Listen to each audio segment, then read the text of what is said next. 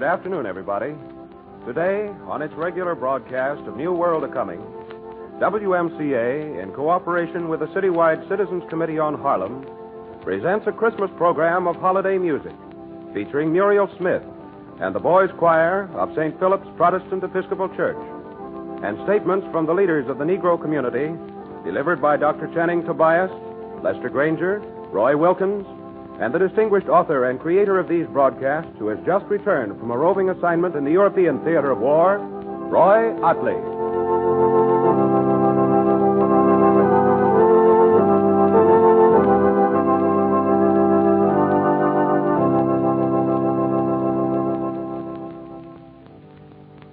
To open our program, Muriel Smith, as guest soloist, joins the Boys' Choir of St. Philip's Church in singing the traditional Christmas carol, Hark the Herald Angels Sing.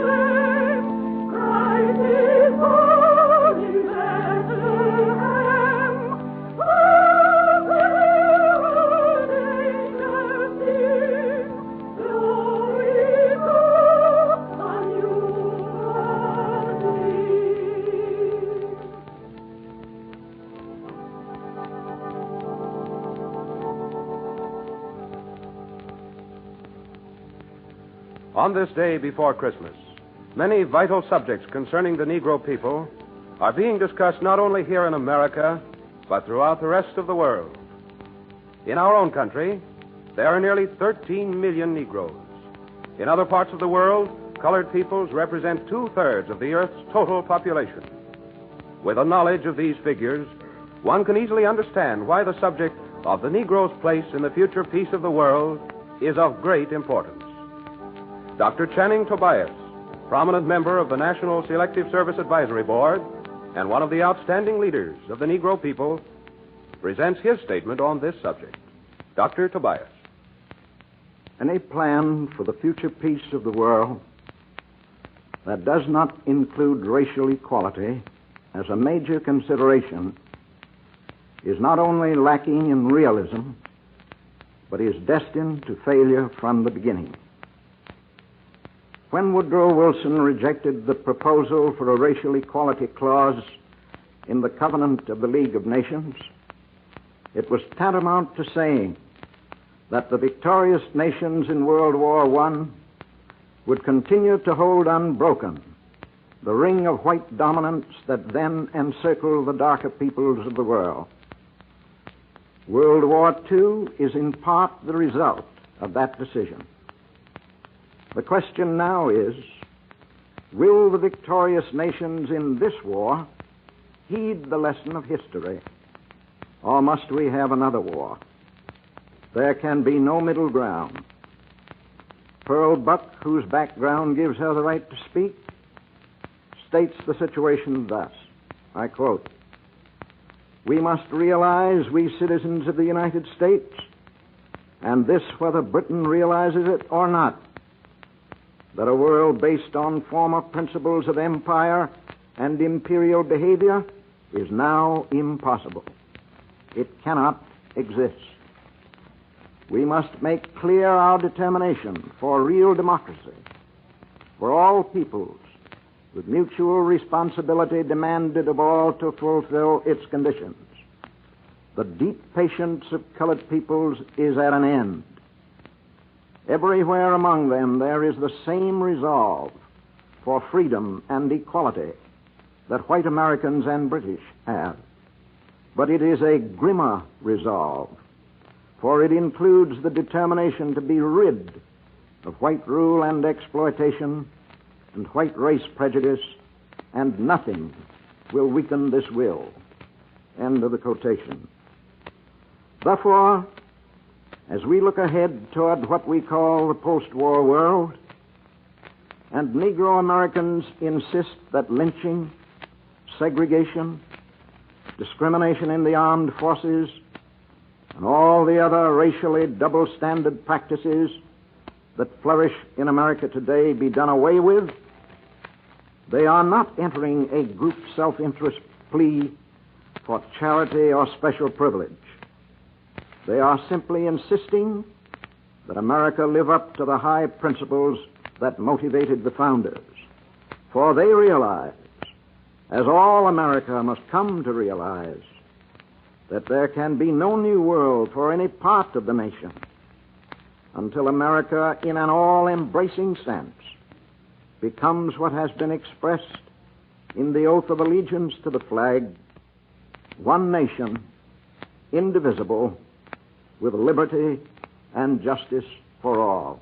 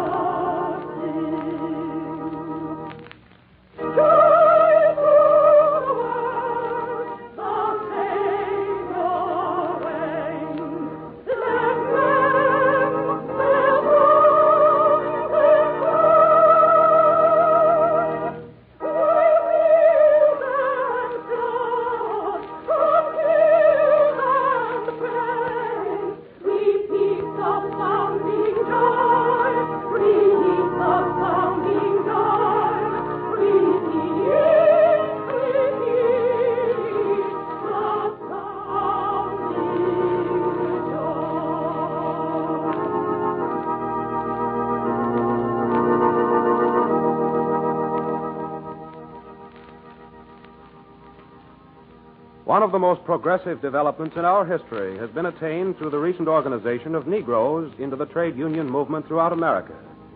Here is Lester Granger, Executive Secretary of the National Urban League, discussing the Negro worker in the labor movement today and his role in the war period ahead. Mr. Granger. These radio programs, New World A Coming, have hammered week after week on the theme that here in New York City, as in every other large city throughout the country, thousands and tens of thousands of citizens deeply rooted in this country by birth, aspirations, and contributions are denied access to full living and to normal self-expression because of artificial barriers erected against their progress by small-minded and short-sighted community leadership. The time has long since passed for word-by-word exposition of the enormity of the social crime perpetrated against these Negro citizens, and also against the larger community of which they're a part. The very fact that we're engaged in a war whose bitterness is without parallel, the very fact that men and women of the white and Negro race are dying and fighting overseas in support of the principle of equality of opportunity, this very fact should make it unnecessary at this late stage in the war's history to argue painfully on the justice of demands that racial discrimination and separation be wiped out of American life once and for all. What this means to the Negro wage-earning community in its awakened efforts to advance its own security on a level with that of other sections of the working population is one of the major questions affecting the whole future course of American democracy. The complete integration of black labor into the maximum productive capacities of American industry is a problem which must be courageously faced, and it presents new frontiers to be explored and settled by the vigorous movement of American industrial labor. Today, more than 500,000 Negroes, 500,000, are estimated to be members of labor organizations. 10 years ago, Negro membership was 80,000. This great increase in organizational activity is due primarily to the extensive campaigns of organized labor. Today, aggressive unionism becomes the major force for the extension of the rights and progress for the Negro race. It's the only segment of our society where Negroes and whites have been able to work together in common purpose. It has also become the political force through which civil rights acts may be enforced in states where they exist, and efforts made to break down Jim Crow in states where it has a legal foundation.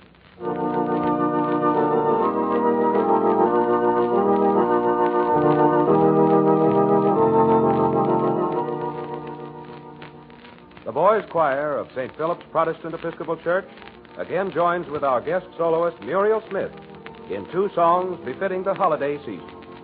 It Came Upon a Midnight Clear and Sweet Little Jesus.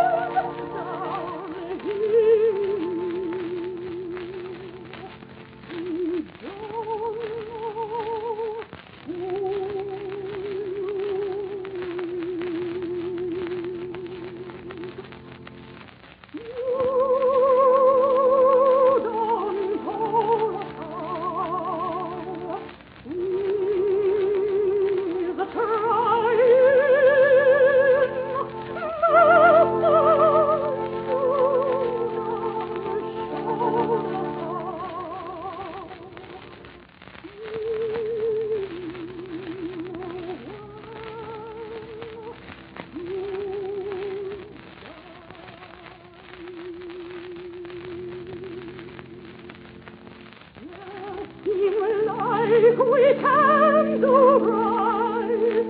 Look how we treated you. But please,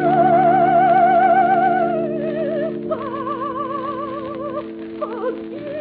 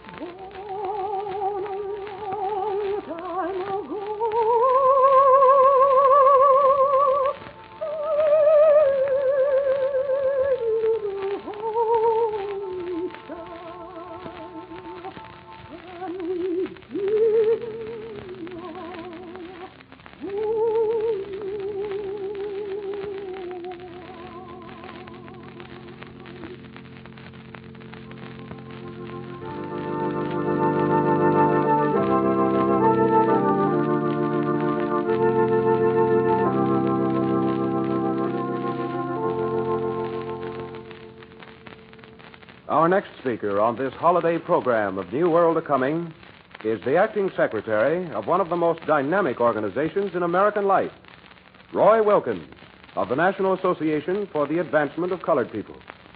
As one of the leaders of the Negro community and editor of the magazine The Crisis, Mr. Wilkins is best qualified to discuss the immediate objectives of the Negro people in the new year ahead. Ladies and gentlemen, Mr. Roy Wilkins.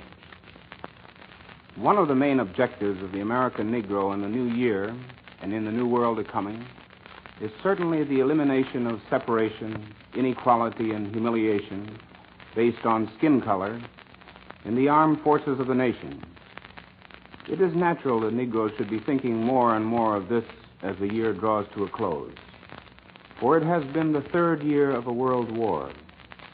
It has been a year of offensives and invasions by our troops, and it has been a year marked by two mass trials of colored men in uniform, one by the Army and one by the Navy. These two trials, added to the hundreds of instances of mistreatment reported from camps in this country, added to the stories that have found their way back from both the Pacific and European theaters of war, have driven Negro citizens to the conclusion that if this democracy of ours is to have an effective army, not alone in terms of a fighting machine, but in terms of the prestige necessary to reshape the world of the future, we must have a democratic army. This means an army where every American can serve alongside every other American without artificial separation based on color or race. It has been said over and over again that Negroes have fought in every war, beginning with the Revolution. This bears repeating and repeating again, for it demonstrates more clearly than any thesis that in its dark minority, America has a group willing to die for its homeland, willing even in the face of treatment that in other groups has spawned traitors and saboteurs. In the near future, then, we must have not a white army and a black army, but an American army where each man can serve and, if need be, die with self-respect, love, and honor. Thank you, Mr. Wilkins.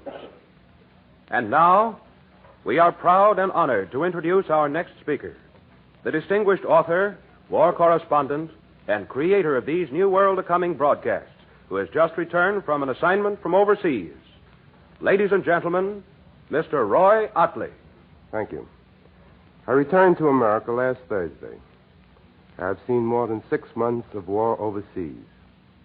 I've seen our soldiers, white and Negro, fighting this war. I have traveled on boat, on jeep, on plane, across the English Channel, through the Mediterranean, and over the roaring battlefront. I have talked to Englishmen, Frenchmen, Belgians, Italians, and Africans. And the opinion over there is this. This is a tough war. This war isn't won yet. Victory can be delayed for a long time. If any one of us here at home slackens down on this war job. I tell you this from my first-hand experience. It's as plain as the day and the night that follows, that the war can be shortened right now if the people here at home stay on the job. That is the biggest story that I can bring back from Europe. One more thing. Fascism in Europe is going to go.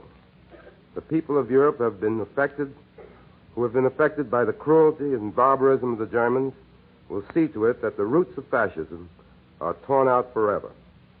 There are no dissenting opinions on that subject. As for our own boys who are fighting this war, let no one tell you that they do not know what they are fighting for. Christmas tomorrow sums it up for them in a few words. Peace on earth, goodwill to man. Peace over the whole earth, and goodwill to all men, Christians, Jews, Americans, Scandinavians, Italians, Africans, and white and black.